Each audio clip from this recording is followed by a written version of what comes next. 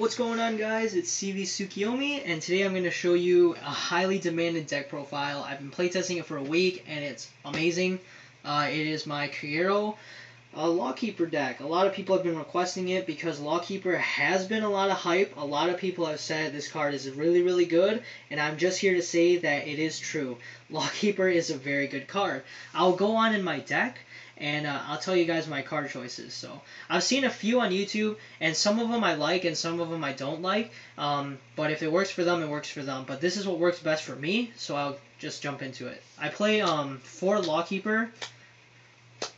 Lawkeeper's really good. Lawkeeper's just you bind. Bind is a mechanic where your opponent's rear guard units move to a bind zone and they leave the field. And they come back. But what his skill is you bind all their units, and if they have, I think it's 5 or more rearguard units, you can, they can only put back 4. So this basically can potentially give you a -1 against your opponent. You minus your opponent 1, which is really nice.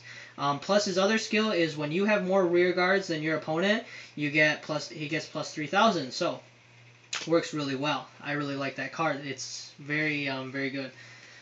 Next, I play 1 Tech Dio.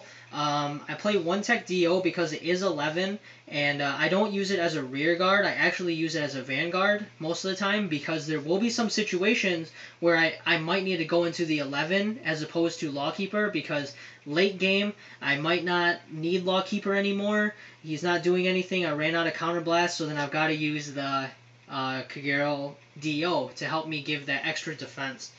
And only sometimes. Like, sometimes I don't because, like, he can hit bigger, but there might be some cases where I need to ride him. So, yeah, the 1 Tech Dio is very good. And then I play 2 Draconic Executioner. I like the 2, and because I don't really like playing more than that. The Dio has variety as being both a Vanguard and a rear guard. I just personally like using it as a Vanguard. So onto the grade 2s. I'm playing 4 Berserk Dragon. Some people might ask, why are you playing 4 Berserk Dragon? I do play 4 just so I can see it. Some people will say it is counterblast heavy. I do agree, because if you want to max out Lawkeeper, it's not very good. But the problem is, the thing with it is it's just nice to have. If I get it off once, very good.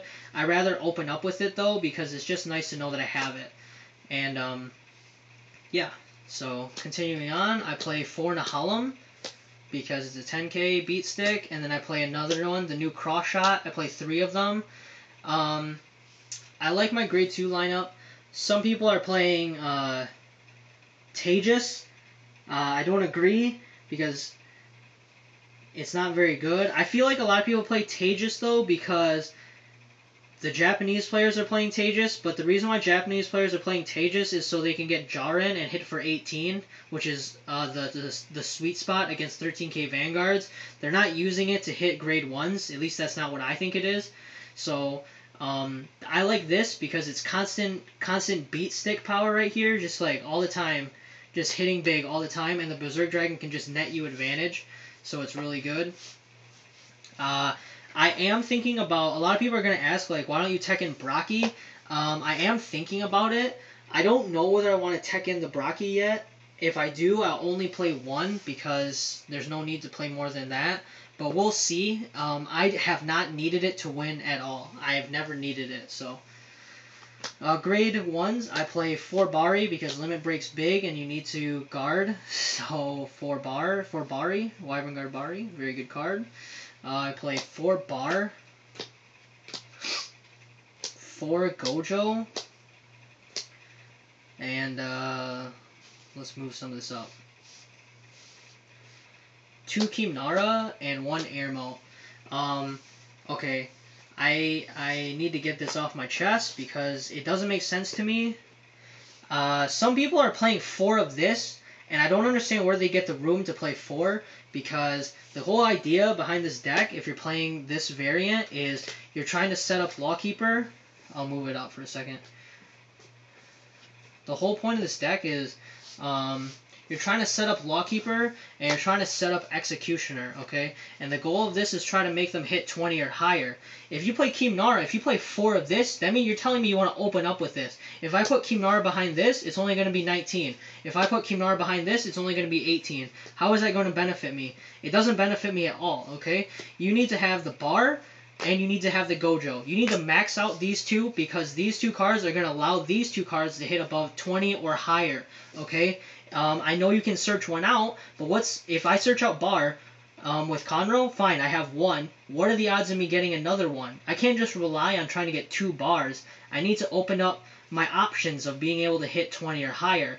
So if I get the bar with Conroe, I put it behind this one, and if I get the Gojo, I put it behind this one. This swings for 20, this swings for 20, okay? Some people don't play Gojo, and I don't understand why. It's like, if you don't play Gojo, how are you going to hit above 20? People are like expecting to like think this is going to work. Let's put Airmo behind Lawkeeper, hit for 19, it's going to work. No, it doesn't. It doesn't do anything. Put the Gojo behind it so you hit for 20. 20 is far more significant than 19. Okay, let's put the Airmo behind the Executioner. Let's hit for 18. How is that nearly as good as hitting for 20? It's not, okay? Like I didn't understand, like, why are people not playing Gojo? People are like, Kimnara staple, you have to play 4. No, you don't. Not in this deck. Listen, I know exactly what some people are thinking, and I do like Kimnara a lot, but you don't need to play 4. Okay, if you're trying to max out Lawkeeper, there's no point in playing 4 of these Kimnaras. If I need it, I'll search one out with Conroe. Okay, that's what I'm trying to say. Like, you don't need 4 of these. At most, I feel like you only need 2. And then the Airmo, I play the Airmo. I mean, maybe I could change it to another Kimnara, but I'd rather just keep it as an Airmo because in case I need it, I can search it out with Conroe. So, like, you guys gotta understand, you're trying to hit for 20 in this deck. You're not trying to hit for 18 and 19. You want to hit for 20, and this is the best way to do it. Obviously, if I get 2 bars, then I'll hit 21 and 20, but it's either I need 2 bars or I need 1 bar and 1 Gojo, and it has to look like this. Otherwise, it doesn't work. You guys need to know that, because you want to be able to hit big and nut your opponent's hand. Basically, this deck is just going to like kill your opponent's hand because you binded all their rear guards. There's no rear guards to hit. And if you want to go for the big, if you want to go for broke, you've got to play like this. You've got to be able to hit 20, force out more cards out of their hand, and you've got to be able to go for 20 again to force more cards out of your opponent's hand. Like, that's what you guys should try to do. You shouldn't try to, like, I mean, that's good field too. You don't want to try to go like this, hit for 19. 19 is not nearly as good. Like, you got to do this. Like, I hope you guys understand what I'm trying to say, because I didn't understand when I watched some videos, people play like 4 Kimnara or something, and then they expected to, like, they told me, like, they said, like, oh, it's really, really good. And then I, like, thought to myself, like, how are you hitting past the 20 mark? Because they were not playing Gojo, and basically they were only relying on bar to hit past the 20 mark, which didn't make any sense to me. So, like, yeah, I hope you guys understand that, and I'm not trying to say anyone's a bad player or anything. I want you guys to know that that's the way you should be playing the deck. You should be playing to try to hit for 20s, not 19 and 18. I just hope you guys understand. I'm not trying to be rude or anything. I just want you guys to know, because I want you guys to understand that hitting for 20 is better than hitting for 18 and 19. So, starting Vanguard, 1 Conroe because it searches for anything. That's why I play some tech choices in there. For Monica, some people would disagree and play Gatling Claw. I feel like the 5 is more relevant right now because Barkle's getting banned, and so it's not important for me to snipe with Gatling Claw. Some people might play the Cub. The Cub might be a problem. Conroe might be a problem. Mecha Trainer might be a problem.